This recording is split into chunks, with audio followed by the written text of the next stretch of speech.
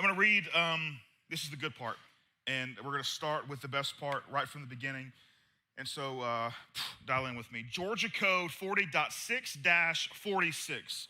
The Department of Transportation and local authorities are authorized to determine those portions of any highway under their respective jurisdictions where overtaking and passing or driving to the left side of the roadway would be especially hazardous and may, by appropriate signs or markings on the roadway, indicate the beginning and end of such zones, and when such signs or markings are in place and clearly visible to an ordinarily observant person, every driver of a vehicle shall obey the directions thereof.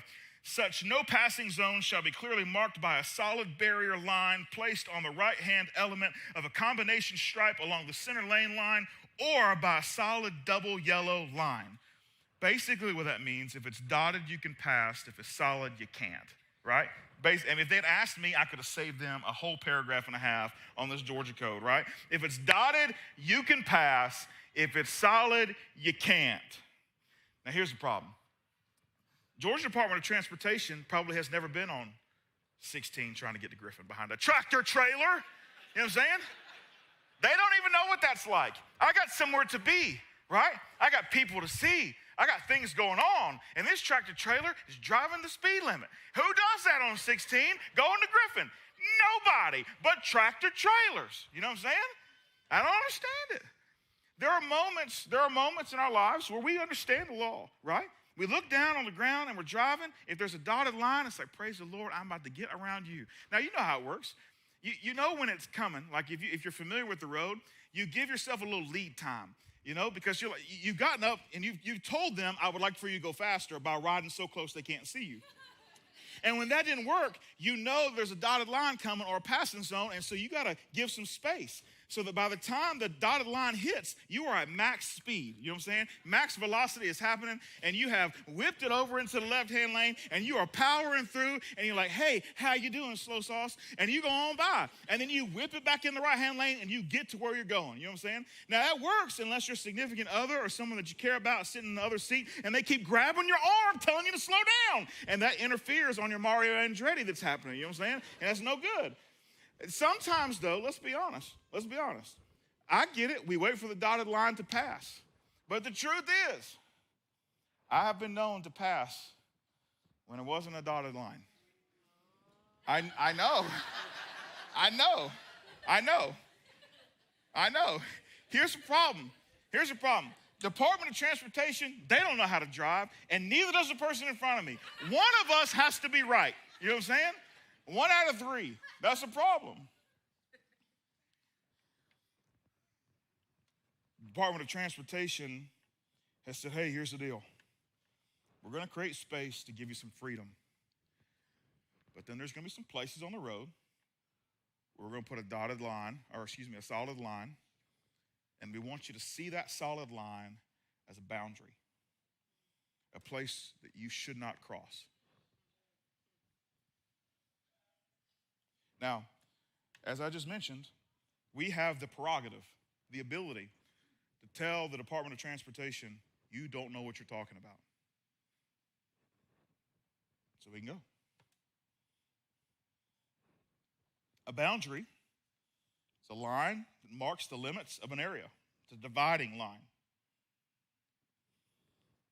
God also gives us boundaries. We also have the prerogative, the ability to tell him, you don't know what it's like to live my life. And so I get, you've created some boundaries, you've created a solid line, but you don't know what it's like to drive behind this tractor trailer on 16. I got somewhere to be. You want me to get to that place. I'm going to take things in my own hands. We have that ability. So when we think through, when God gives solid lines that we wished were dotted, we're going to walk through 4 weeks of this, and we're going to look at 4 big areas that God makes perfectly clear this should be a solid line. But we, and when I say we, I mean our culture, our community, continually dots them up or removes some things to make it appear dotted. We're going to walk through them. And at the end of the day, what I don't want you to do is for you to walk out at the end of the gathering and think, good gracious alive, there's no chance, you know? And now I'm not coming to church for the next 3 weeks because not only do I have one set of dotted lines that should be solid, now I got 4, right? And I'm overwhelmed. I don't know what to do. That's not the idea. The idea is for you to seek, for you to search. Over the next 4 weeks, whether you agree with what God says about some solid lines or not really isn't the point. The point is, what do you do with your discovery that you disagree with God? Does that drive you to search more? Does it drive you to ask hard questions, both of God and yourself? I mean, at the end of the day, I think the next 4 weeks will be a really good litmus test just in terms of how far along you are in your own spiritual journey. Some of you are going to look at these solid lines and you're going to think, of course these are solid lines. And there's going to be some of you that are going to struggle. And your thought is going to be, God doesn't know what it's like to be late for a meeting in Griffin on 16 behind a tractor trailer. But that's not the issue. The issue is, what will you do with that information once you become aware? Will you continue to seek? So the first one is, I wanted to start with something simple. It gets a little harder as we go. So this is a simple one. I figure, you know what? We're going to find a lot of agreement here. This is going to be good. There's going to be a lot of agreement in the room about this first one. Then we'll get to the harder ones next few weeks. But the first one I wanted to be a softball. For those of you not familiar with the softball reference, it's the sport that old men play that used to play baseball, and it makes them feel good about themselves. You know what I'm saying? Like, we still hit a ball real hard. It's not going far at all. It's a little underhand, and it's huge. You know what I'm saying? It's hard to miss it, right? We got a church softball team. Christian, we got a church softball team. How are they doing? 2-0, baby. That's right. You know? I have no claim to that. I haven't played at all. You know what I'm saying? But it feels good. So here's a softball. First solid line that for us is often dotted. Time. Time. The truth is, we've got a lot of time. Which I know you're probably thinking, like, oh, see, you don't know my schedule. You don't know my life. You don't know my youngins. You don't know what I got to do. I got to be here and here and here and here and here. And then where's dinner? I don't know where dinner is because I don't know where I'm supposed to be. You know what I'm saying? Tractor trailer to Griffin. You know what I'm saying? That's the problem. Now you got time. I need someone who's willing to share their birth date with me, including their year. Oh, we got it. There we go. February 28th, 1985. Okay, let's see how much time we got. You're 39.4325 years old. Well, yeah. Sorry. Okay. Well,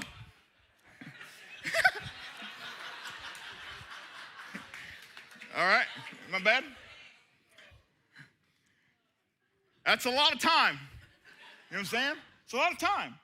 I mean, 14,402 days, 345,658 hours, 20 million minutes, 1 billion seconds. Oh, and your husband, this is free. This is free. You've got 207 days, 13 hours, 26 minutes, 6 seconds till her birthday. Okay? There's no excuse. She just took a picture. Somebody else share their birthday, including your. What you got? So we're going to do the same thing. I just want to make sure you're aware. Okay? August 30th, 1974. Boom. There we go. 49.9 years old. Let's go. How about that? 599.19 months. 0.1904 months. Just like that. 2,605 weeks. Good gracious, look at that. 26 million minutes. The point is, we got time. Like we've been given time. And we've got a lot of it. And it's just facts. It's just numbers. It's just math, right? We have a ton of time. If any of you want to look up how much time you've had, just Google How long has it been since I've been born? Calculator. And it comes up. We went through like 10 of them to figure out the best, quickest one, right? Like you can find it. You've been given a ton of time, even if it feels like you're constrained. And if you feel like you're constrained and you've run out of time, for sure, dotted line. That's what's happened. It's a dotted line issue. So I want to walk through 8 places where our solid time boundary gets broken in our world. 8 places. And I just want you to keep score. For each one that I mentioned that's like, that's a dotted line for me, I cross that thing back and forth, right? Just give yourself a point. And I want you to keep up with how many of the 8 you're like, yeah, supposed to be solid. For sure, that's a dotted line for me, right? Just 8 of them. I'm going to run through them fairly quickly. First one, technology and social media. Oh, y'all groaned. Strike one for everyone, right? No, for sure. Like the constant connectivity, it's a blessing and a curse, right? Smartphones, social media apps, I mean, it leads to continuous interruptions, and they know how to get us. They know how to get us. I don't know if any of you like me, and we cannot have notification. I cannot have notification on my phone. It's not good. If there's a red dot on it and I see it, get rid of it, right? What is it you want? And this is what happens. If you go to use Facebook or the Instagrams or any of those things, and you go into that thing and you spend some time, let's say an appropriate amount of time, enough to know what your friends did this past weekend. You're like, oh, wow, what a great summary. This is fantastic. This actually saved me time from calling all 45 of them. Whatever it is, this has been great. And then you turn it off, like, I'm done. And then all of a sudden, you're going on to the next task, which, who knows, maybe it's preparing for the week ahead or cooking dinner, or whatever it is. And all of a sudden, your phone makes a little noise, and it's a pleasant noise. It's not like a nasty alarm noise. It's like this cool bubble sounding thing that's like, oh, that was pleasant. And then you look and there's a little red notification. The notification's not pleasant. It's red and it's nasty and it's staring at you. And you're like, I gotta open it. You just had it open. But the algorithm, the way that the technology works is I want you to scroll more because it makes our advertisers want to advertise more. And so you got out of the app. I need you to bring you back into the app. So I'm gonna feed you a notification for something that actually already happened, but I withheld it from you until you closed it. And then I delivered it to you. So you'd open it back up. You open it up, you see the notification, and someone gave you a thumbs up on a picture, and that's great. Then you should close it because you cleared the notification, but you don't. You scroll through the same thing you just scrolled through last time. Right? So that's just one. That's just one place. One dotted line. Number 2, lack of prioritization. You say yes to everything. You have no consideration for your own capacity. You don't even know what your own capacity is because you've gotten so used to doing things and doing them poorly, your only success is, I did it. And you don't even recognize that the poor version of what you accomplish is so much less in terms of who you ought to be. That your finish line is just, let me finish. Instead of, no, let me bring everything that God has made me to be to this task. Let me take everything that God has designed me to be and bring it to this team. Let me take everything that God's doing in me and release it among my community. But instead, we've said yes to so many things, they're just getting shells of who we are. And yeah, we're doing a lot. But are we doing a lot really well? Are the people we're doing a lot with really benefiting with the greatest version of who we are? Or are they getting our hollowed out, worn out, small talk niceties, just check it off the list version of us? Our priority has become just say yes to everything instead of actually understanding what a priority ought to be, which is, who does God want me to be? What am I made for? Why am I here? Number 3, procrastination. Now, I've talked to a lot of people. They're like, look, Clint, under a deadline, I am incredible. You know what I'm saying? Like, put some pressure on me. Put a deadline the night before, and I will cram. I will get that thing done, and it'll be so good, you know? And so you give me too much time, I just, fiddle and this, that, and the other. I hear you. I typically do pretty well under pressure myself. But let me tell you something. Do you even know the version of yourself that understands how to actually take the very best of who you are and leverage it to get the very best product you've ever given? Do you even know that version of yourself?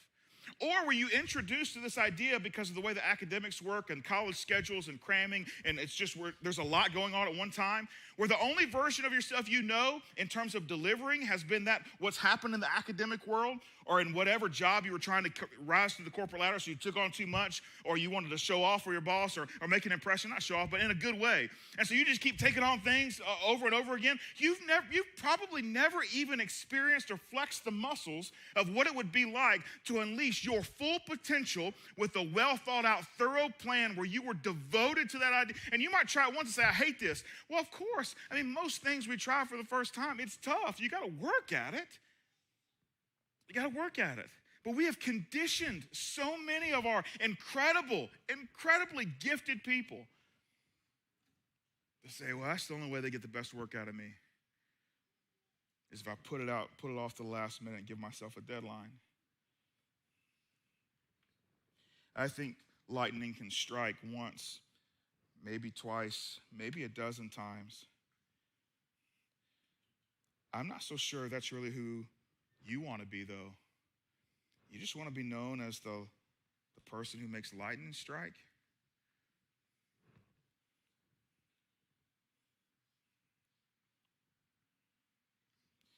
Fourth one, poor planning and organization. There's no planning. And you take it as freedom, you know? It's like, I'm free. I'm just going to go where the wind blows. I'm a free spirit. You know what I'm saying? I don't want to plan. I don't want to chains. Don't put me in bondage with chains, with chains and a plan. I want to just wake up in the morning and I want to decide, you know? So that's great. You know people who go where the wind blows, you know who owns you? The wind. The wind. You might not think the wind feels like chains, but for sure, you'll do whatever it tells you to. And who's the wind? Who's the wind? The voice of culture? The loudest voice in the room? The boss who has a bottom line priority over people? Who's the wind? For sure. For sure, Jesus is not saying, you know what? Just whatever's whatever. No. He said, I want you to be on a mission. I'm going to give you a purpose. I'm going to give you a spirit that resurrects people from the dead inside of you. Why? Because the world needs redeeming.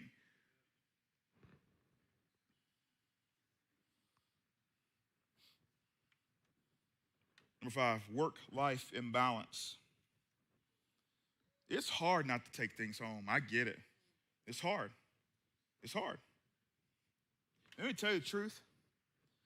99.9% of the places you work, if you die tomorrow, they're going to send some flowers.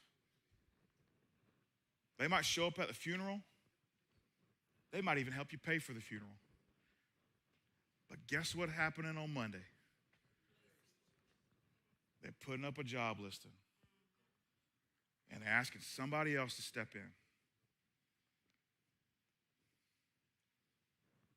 Now, if you are blessed to work with people that you also do life with, if you are blessed that the people that you do your work with are the people that surround, that's an incredible place to be. An incredible place to be. It's one of the greatest gifts I think any of us could ever experience. Where the people that we work with, which I know you might be thinking, I don't want to do life with the people I work with. I get it. I get it. That sucks. But it's so good. It's so rewarding. But that's rare. It's rare. And so there's a solid line there that a lot of times we just like to make dotted.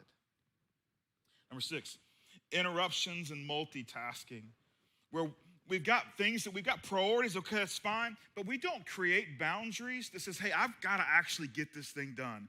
We will allow whatever, whenever, to interrupt us whenever they want. Anyone can have our attention anytime. It doesn't matter what we're doing because we're just going to make time. And sometimes the versions of this and people are their people. It's like, well, people are so important. Yeah, people are important. Right, I get it. But there are also things that we have to get done. There's things that we got to get done. Number 7, poor self-care. Most of the time, this shows up with a lack of sleep. People will say, I'll sleep when I'm dead, or you'll die early. One of the two. Number 8, you can't say no. You are a people pleaser. You agree to everything. You also have the greatest case of FOMO in your friend circle. Your fear of missing out is to a 10.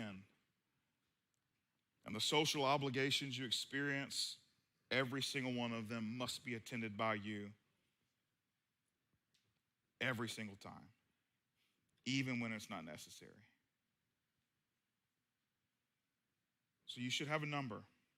How many of those are dotted lines for you that should be solid? So there's a solution, though. Like when we start to take a look from a biblical concept, biblical mindset, there's a solution. And the solution actually is in this idea of what are some principles that Jesus talks about and teaches us that informs how we ought to take a look at how we use our time.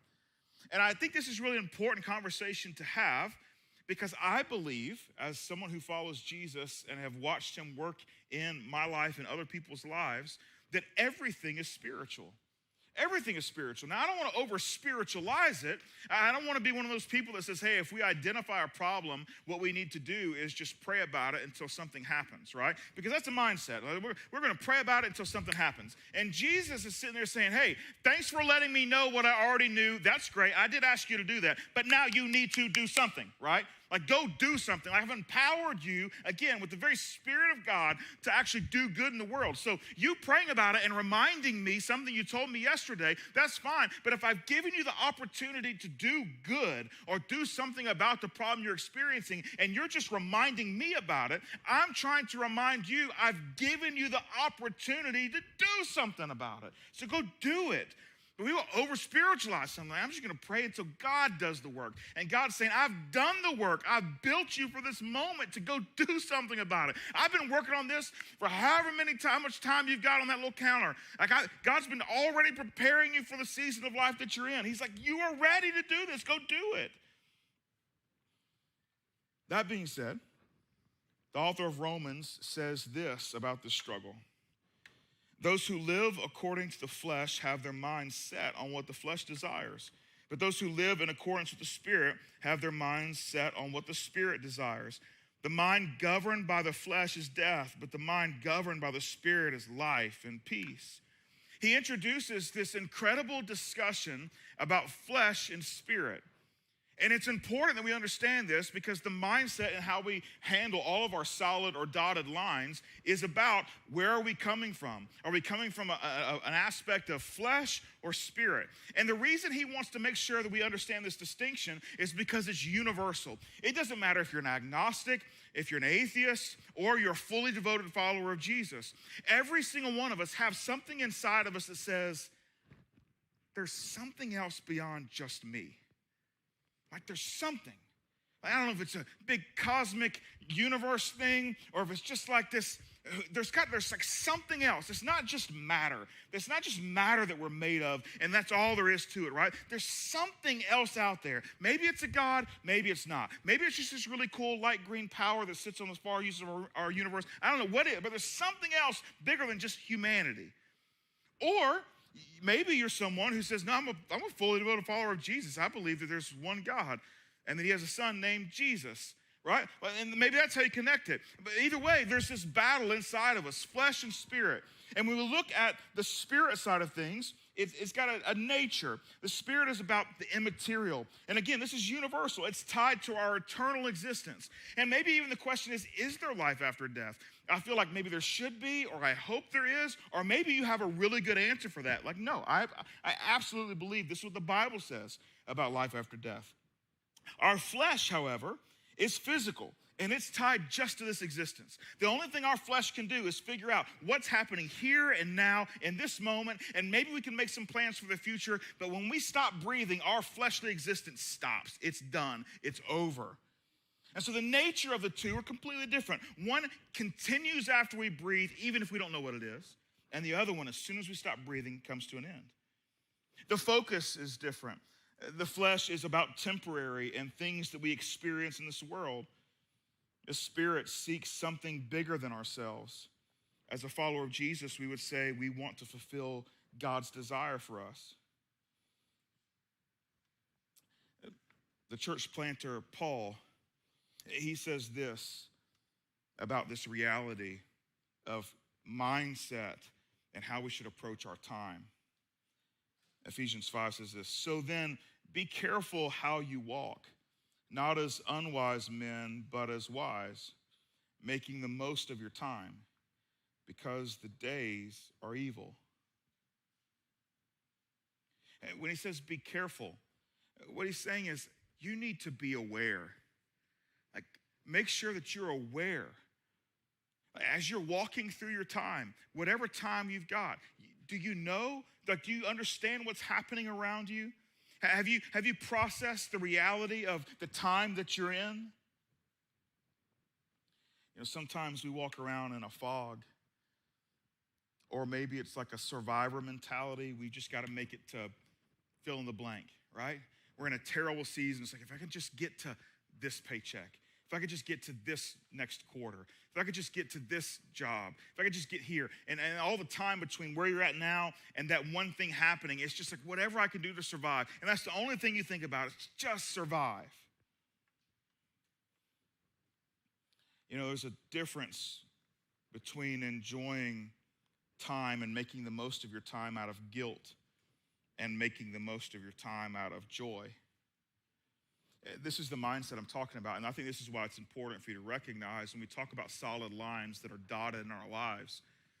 If you make changes because you feel guilty, this is what it's like. My son, he loves baseball, and he's 13 years old. 13 years old, 2 months, right? 13 years old and 2 months, right? And he likes to throw baseball, and so, you know, he'll come and say, hey, Dad, can we throw the baseball? Now, my favorite time when he asked me to throw the baseball is right when I've got done with doing something extremely long and tedious and like going to work, and it was a hard day, and I walk in the door and I, take my shoes off and I sit down, and it's like, all right, finally, I'm just gonna I got nothing. I'm just gonna clear my mind and I'm gonna sit down. And as soon as I sit down, and my favorite time, he's like, hey, Dad, you wanna go throw the ball? No, I don't wanna go throw the ball, right? No. But at the same time, I've got dad guilt sometimes, right? Where it's like, how many more times is he gonna ask me to throw the ball? Like, because there's a number. There's a number. And would I feel differently about my answer if I knew the number? Like, if the number were still triple digits, it's like, yeah, I got plenty more time. No. What if the number was double digits? What if the number was single digits? Would I feel differently about it? Paul says, be careful. Be careful how you walk. Not as unwise men, but as wise, making the most of your time, because the days are evil. In other words, time's not your friend. Time is a gift, it's a tool. But time's not going to give itself back to you. Time doesn't have your best interest at heart. Time is not going to remind you it's running out. Time is not going to remind you that you're now in single digits with asks from your children. However, if your mindset every single time is, I feel guilty because I'm running out of opportunities, that's not what Jesus wants for you either. Jesus doesn't want you giving in to social pressure, even in your family, just because you're guilty. No, Jesus wants you to see your time in such a way that says, there's only one answer here. Of course. Yeah. And it's not because I'm guilty, but it's because what else am I going to do for the next 15 or 20 minutes? Look at someone else's life at Facebook? It just makes sense for me to go spend it with him. And there's a huge difference between the two. When we talk about seeking and on a journey to become more like Jesus, you can give the same Jesus answer, but the truth is, we want to get to where our heart loves the Jesus answer and doesn't just say the Jesus answer because we know that's the right thing to do. I think the psalmist really sums it up the best. And I think it's something when it comes to Christianity as a whole, not just our conversation about time, should apply. But he says this: teach us to number our days that we may gain a heart of wisdom. Teach us to number our days that we may gain a heart of wisdom. That's really good. The really good part is the word teach. In other words, the psalmist, someone who helped write a significant portion of our Bible, so in tune with what God desires, he even acknowledges, I want you to teach me. Don't force me. I want you to teach me so that it becomes something that I've innately learned, like I've picked up and I've processed, and this has become who I am. Teach me how to do that. Don't spoon feed me the answers because I know the Jesus answer. Okay, make the most of my time. No, teach me how to make the most of my time. And doing that, he says, we will gain a heart of wisdom. Wisdom is the way God thinks. And so that's all he's asking. He's like, if I can learn to number my days, then I will begin to think the way God thinks about my time. Now, how does this make sense? It makes sense because God already knows how much time you have left. And so when God processes how you ought to use your time and the dotted lines and the solid lines that should be there, he has a plan that says, hey, given what I know you have left, this is the best way for you to use this. But we don't know that.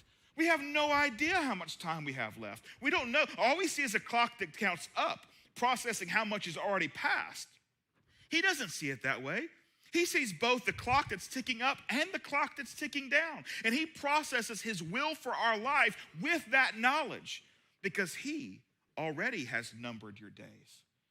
And so when we ask that question, teach us to number our days, that's all we're asking is, I want to see my days the way God sees my days. And when I start to do that, I'll start seeing my heart change in terms of how I ought to use that solid line with my time. You know, God is the one that gives you the gift of time.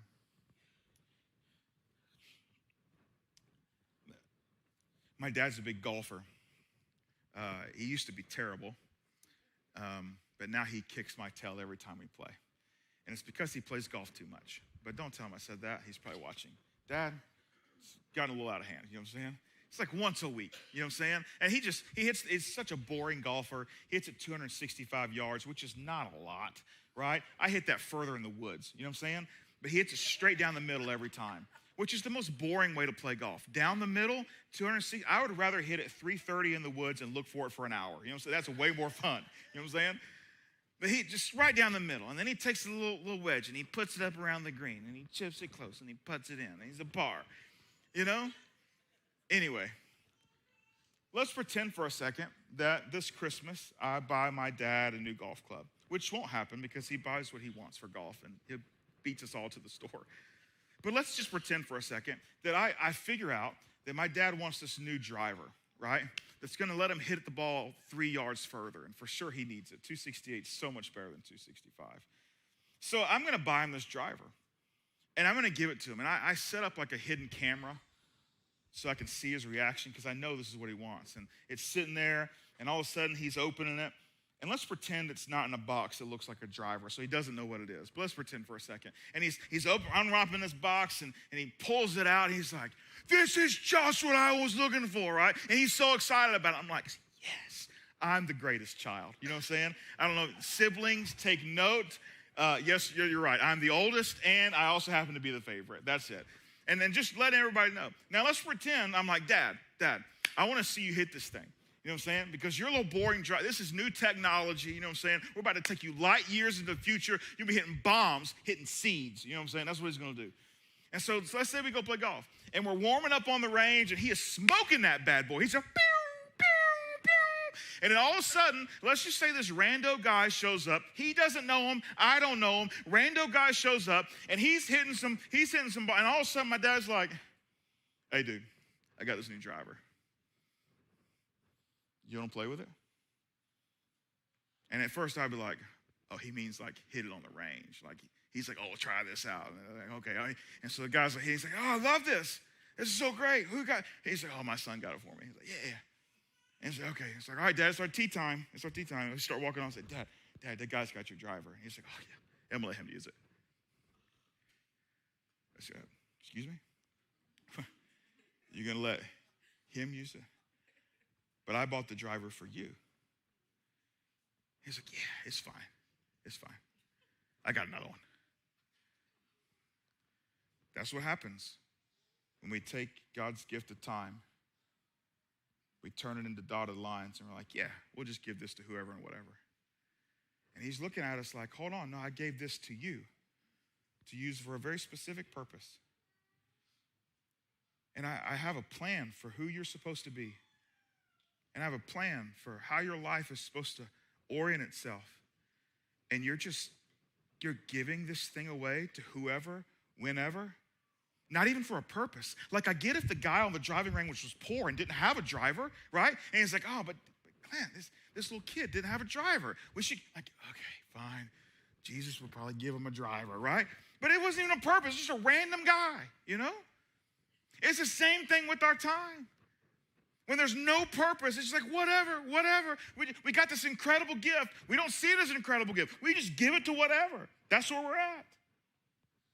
The question becomes, how does God teach us to number our days? How do we learn? Life naturally has a few really great teachers. The first is grief. Grief is one of our greatest teachers. We hate grief.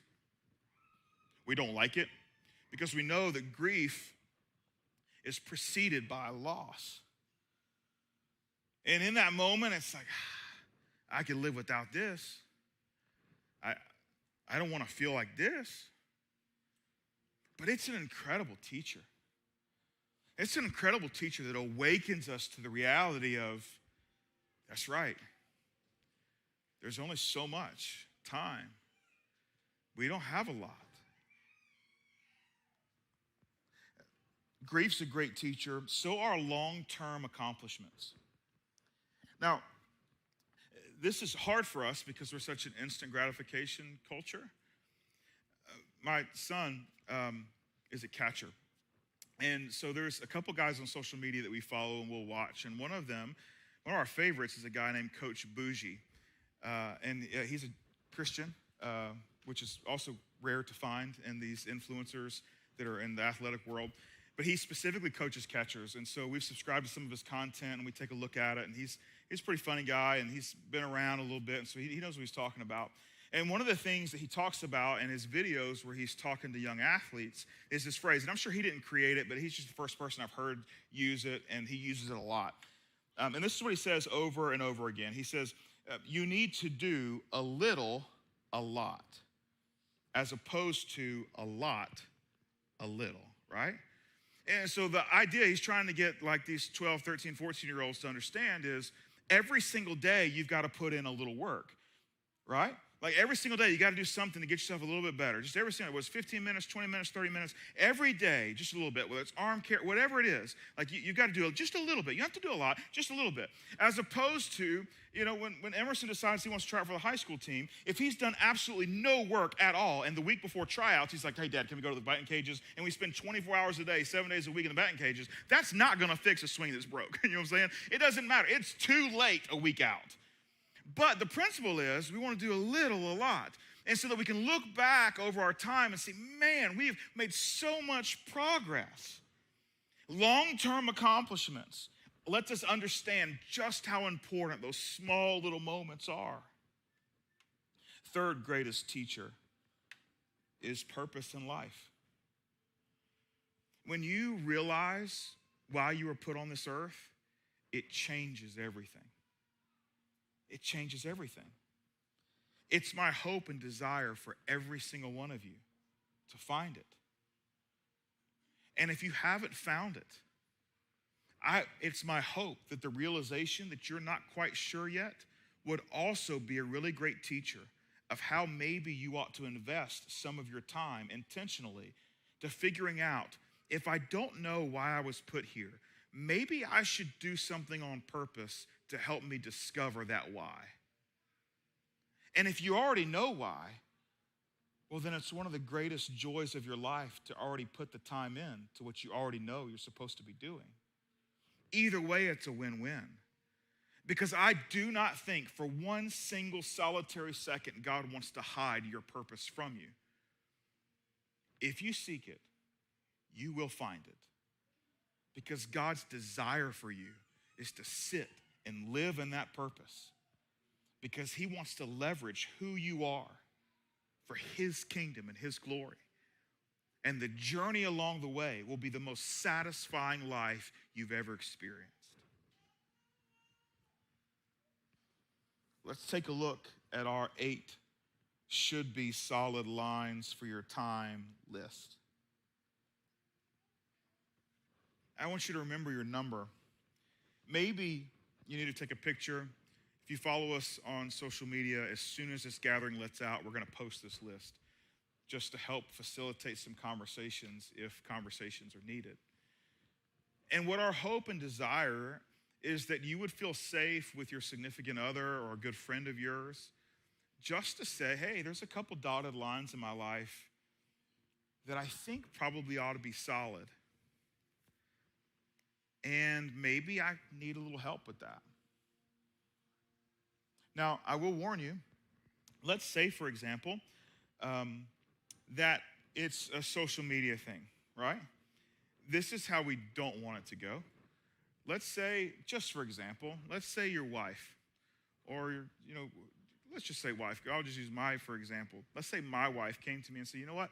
I've been on social media too much, and I think I am missing some things. Will you help me just kind of start filling in those dotted lines a little bit more? Will you just kind of politely, respectfully nudge me in that direction? It's like, yeah. And then let's say we fast forward to tomorrow night, and it's like time to eat dinner, and she's sitting on her phone. And I could probably say something like, excuse me, ma'am, would you like to put the sin down and pick up God's will for you and make me dinner? Right? I could say that. That wouldn't be helpful. She would put the phone down. She'd pick something else up, though, I'm telling you. So that's not going to be helpful. It's going to be helpful. But another way to approach it might be, hey, I know you asked for me to help you with this. Obviously, is this kind of, are you asking me to like push into this moment right here? Like, how hard do you want me to push with this? And I think you'll get a decently honest answer in that moment of, honestly, I haven't been on whatever, fill in the blank. But I think that's how the conversation should go. And I think all of us shouldn't be afraid to say, you know what? I could do some more seeking and searching. What we don't want is for you to feel enormously guilty and make decisions out of your guilt. What we do want is the heart for us to say, God, teach me how to color this line to where it's solid like you want. Just teach me how, because I want to own that. I want to have learned it. I want it to be who I am, not just who I think I ought to be and feel guilty for not being. And the truth is, when we seek after God that way, in a teach me spirit, in a teach me posture, Jesus is a really great teacher.